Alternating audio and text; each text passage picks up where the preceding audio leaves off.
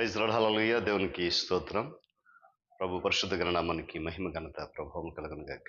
క్రీస్తునందు పిల్లర, దేవుడు మనకు నూతన ఉదయకాల ప్రత్యేకమైన దినం. నిజంగా ఎంత అద్భుతమైనటువంటి దినం. దేవుడు మనకి ఇష్టమైన సమయాన్ని బట్టి ప్రభు ఉన్నతమైన నామమునకు ఘనత, మహిమ, ప్రభావములు సమస్తములు కలుగును గాక. క్రీస్తునందు పిల్లల దైవజనులకు, స్నేహితులకు, విశ్వాసులకు, సహోదరి సహోదరులకు, ఈ కార్యక్రమాన్ని వీక్షిస్తున్న ఆత్మీయులందరికీ కూడా రక్షకుడైన యేసే ఉన్నతమైన నామంలో ఉదయకాలపు శుభములు మరియు వందనాలు. ప్రత్యేకంగా అందరికీ కూడా పేరు పేరున ప్రతి కుటుంబానికి, ప్రతి సేవకునికి, ప్రతి సంఘాలకు క్రిస్మస్ శుభాకాంక్షలు తెలియజేస్తున్నాను. చాలా సంతోషం కదా. రైట్, రండి. ఈ దినం కూడా మేము ప్రేమతో ఆహ్వానిస్తూ ఉంటున్నాను. అనుదిన అభివృద్ధి ఉదయకాలపు ధ్యానాలటువంటి ఈ ఆధ్యాత్మిక కార్యక్రమంలో నాతో పాటు పాలుభక్షులై వాక్యాన్ని ధ్యానించి దైవ దీవెనలు పొందండి. అన్నయ్య బైబిల్స్ దగ్గరలో తెరచుండి విని పక్షం చదివే మాట విని గ్రహించి వాక్య దానంలో పాలుభక్షులు కమ్మని మనం చేస్తూ నేటి దిన ధ్యానవాక్యంగా కొరింథీయులకు రాసిన 2వ పత్రిక 9వ అధ్యాయము 15వ వచనం నుండి ఒక మాట నేను చదువుతా ఉన్నాను. చెప్ప సఖ్యము కానీ ఆయన వరమును గూర్చి దేవునికి స్తోత్రం. దేవుడి మాటలు మన కొరకు దీవించునుగా. తలలోంచి కన్ను మూసుకుందాం, ప్రార్థన చేసుకుందాం. మహోన్నతుడ, ప్రేమమయుడ, మీకు వందనాలు. సకలాశీర్వాదములకు కారణభూతుడ స్తోత్రాలు. ఉన్నతుని నామాన్ని బట్టి కృతజ్ఞతాస్తుతులు చెల్లిస్తున్నాం. ఆత్మతో సత్యముతో మిమ్మల్ని ఆరాధించగలిగినటువంటి శ్రేష్టమైనటువంటి ఈవిని మాకు ఇచ్చినందుకు వందనాలు. ఈ కృపాతిశయాన్ని బట్టి మేము ఎంతగానో నాయన సంతోషిస్తున్నాం. ప్రాముఖ్యంగా 2025 సంవత్సరం ఈ క్రిస్మస్ దినాన్ని సంతోషంగా మీ నామాన్ని గడపగలిగే కృపణించినందుకు వందనాలు. కొద్ది నిమిషాలు నీ మాట వినగలిగేటువంటి శక్తిని మాకు అనుగ్రహించి ఈ కార్యక్రమం ఆత్మీయంగా బలపరిచి సహాయం అనుగ్రహించు. యేసయ్య నామమున అడుగుతున్నాను తండ్రి, ఆమేన్. చాలా సంతోషం లేదా. ఉన్నతమైనటువంటి ప్రభు నామంలో చదవని మాట మనకి చాలాసార్లు విన్నాము, పరిచయమైన మాట అయినప్పటికీ కూడా ఆత్మ నడిపింపు ద్వారా కొన్ని విషయాలు మనలా ఈ దినాన్ని మనం ధ్యానించాము. ఇక్కడ సంఘ కాలమాన ప్రకారం డిసెంబర్ 25వ రోజు క్రిస్మస్ దినంగా నిర్ణయించబడింది. ఆ దినము గురించి చాలా వాదోపవాదాలు ఉన్నాయి ఇప్పటికీ కూడా. నిజంగా క్రీస్తు 25న పుట్టాడా, 25 నుండి క్రిస్మస్ వచ్చింది, ఎవరు చెప్పారు, ఇలాంటి వాదోపచారాలు ఉన్నాయి. అది అయితే మనమైతే అంత పట్టించుకోవాల్సిన విషయము కాదు. ఇందుకు వాస్తవం ఏంటంటే ఆశీర్వాదకరమైనటువంటి త్రిత్వంలో ఉన్నటువంటి రెండవ వ్యక్తి అనగా యేసుక్రీస్తు ప్రభువారు రక్త మాంసములతో మొదటి క్రిస్మస్ దినమున ఈ లోకంలోనికి ఎదించాడు. ఆయన గాథయే చరిత్ర. దేవుని స్తోత్రం చెప్పండి. హల్లెలూయా. చరిత్రను కూడా క్రీస్తు పూర్వం మరియు క్రీస్తు శకమని ఆయనే విభజించడం జరిగింది. పిల్లల సంవత్సరంలో ఒక ప్రత్యేక దినం ఇది, ప్రాముఖ్యంగా మన అందరికీ కూడా, మనతో పాటు అందరికీ కూడా. అందుకే కదా కృతజ్ఞ మరి లూకా భక్తుడు భూమి మీద ఆయనకి ఇచ్చిన మనుషులందరికీ సమాధానం కలుగును గాక అని దూతలు పాడారని చెప్పి వ్రాశాడు. అయితే ప్రత్యేకమైన రీతిలో యేసుక్రీస్తు ప్రభు వారి యొక్క జననమును జ్ఞాపకం చేసుకోవడం లేఖనములకు విరుద్ధం ఏమి కూడా కాదు. ఎందుకంటే దినము లక్ష్య పెట్టువాడు ప్రభు కొరకు లక్ష్య పెడుతున్నాడు, దినమును లక్ష్య పెట్టని వాడు వారు ప్రభు కోసమే లక్ష్య పెట్టలేదు అన్నాడు. క్రిస్మస్ ఆచరించకుండా ఉండడానికి ప్రతి ఒక్కరికి కూడా సంపూర్ణ స్వాతంత్రం అనేది ఉంది.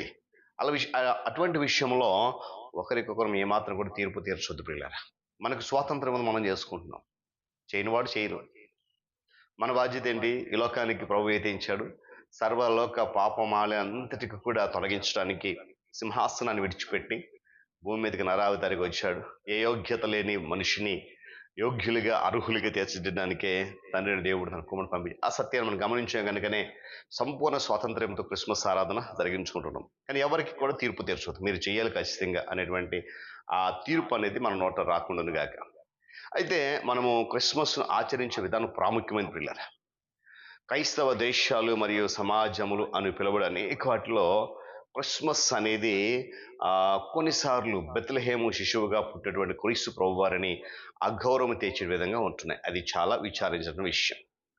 మన వేడుకలు పిల్లల కొత్త దుస్తులు మరియు మంచి భోజనముతో కూడి ఉండవచ్చు, కానీ దేవుని రాజ్యము భోజనము పానము కాదు, కానీ నీతియు సమాధానమును పరిశుద్ధాత్మనందలి ఆనందముందై ఉన్నది అనే విషయాన్ని మనం అందరం కూడా తప్పకుండా గుర్తుంచుకోవాలి.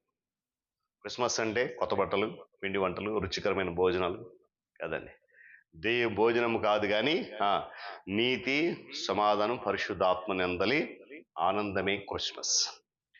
పిల్లల ఆ మొదటి క్రిస్మస్ దినాన గొర్రెల కాపురులు ఒక మాట ఉంది, ఆ శిశువును గూర్చి తమతో చెప్పబడిన మాటలన్నింటినీ గూర్చి ప్రచురం చేశారు.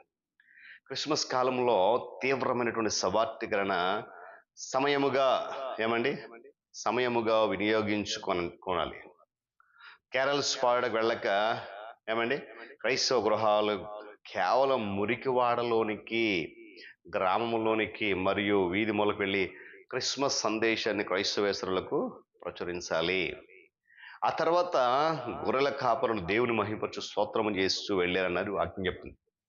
క్రిస్మస్ కాలమును చెప్పశక్యము కాని దేవుని వరమును గూర్చి ఏమండి శ్రేష్టమైన ఆరాధన మరియు అమితమైనటువంటి స్తుతి చెల్లించే సమయంగా గడపాలి. ఇది నాన్న యేసుక్రీస్తు ప్రభు వారు ఈ లోకానికి రాకపోతే, నారావతారిగా శిశువుగా బాలుడిగా పుట్టకపోతే, జన్మించకపోతే మన పరిస్థితి ఎంత దుర్భరంగా ఉండేదో కదా. ఒకసారి మనం ఆలోచించాలి.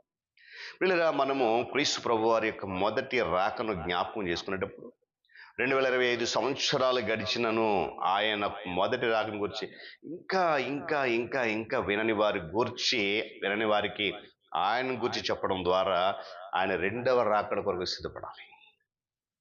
ప్రతి జాతి, ప్రతి భాష మరియు ప్రజా గుంపునకు చెందిన ప్రజలు సర్వోన్నతమైన స్థలములలో దేవునికి మహిమ అని పాడుదురుగా. ఇప్పుడు గమనించాలి, ఈ సంవత్సరం కనీసం ఒక్క క్రైస్తవేతరునితోనని చెప్పి క్రీస్తు గురించి మాట్లాడామో లేదో ఒకసారి ఆలోచన చేయాలి. మొదటి క్రిస్మస్ గురించి ఎన్నడూ వినటువంటి ఎంతో మంది వారితో దేవుని ప్రేమ గురించి చెప్పడానికి రాబో సంవత్సరంలో నా శాయశక్తుల ప్రయత్నం చెప్పి నిర్వహణ చేసుకోవాలి. ఒక తీర్మానం చేసుకోవాలి క్రిస్మస్ దినాన్ని. కనుక వీళ్ళరా మెర్రీ క్రిస్మస్ కదా, దేవునికి స్తోత్రం చెప్పాలి.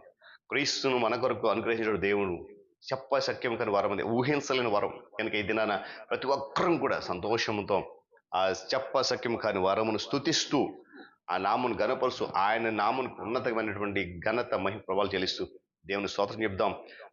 మనతో పాటు అందరికీ కూడా ఈ క్రిస్మస్ సంతోషాన్ని, సమాధానాన్ని పంచుతూ వెళ్దాం. దేవుడి మాటలు మనకు దీవించును గాక. ప్రార్థన చేసుకుందాం. మహోన్నతుడ, మహాగణుడ నీకు స్తోత్రాలు. ఈ క్రిస్మస్ దినాన మాకు ఇష్టమైన ఆధిక్యతమైన నీకు స్తోత్రాలు. 2025 సంవత్సరంలో క్రిస్మస్ ఎంతో సంతోషంగా మాకు నడిపించారు. ఎన్నో ఆటంకాలు, ఇబ్బందుల మధ్యన, బలహీనతల మధ్యన బలపరిచి నడిపించి దీవించి ఈ కృపాతిశయం మాపై ఉంచినందుకు స్తుతులు చెల్లిస్తూ, కృప మహిమను మాకు ఇచ్చినందుకు ఘనత మహిమ ప్రభువులు మీకు చెల్లిస్తూ ఈ దినమంతా మీరు ఎక్కడ దాచి నడిపించండి. యేసయ్య నామమున అడుగుతున్నాను తండ్రి, ఆమేన్. త్రియేక దేవుని దీవెన, ఆయన సన్నిధి కాపుదల సదాకాలం మనందరికీ తోడు నడిపించును గాక. ఆమేన్.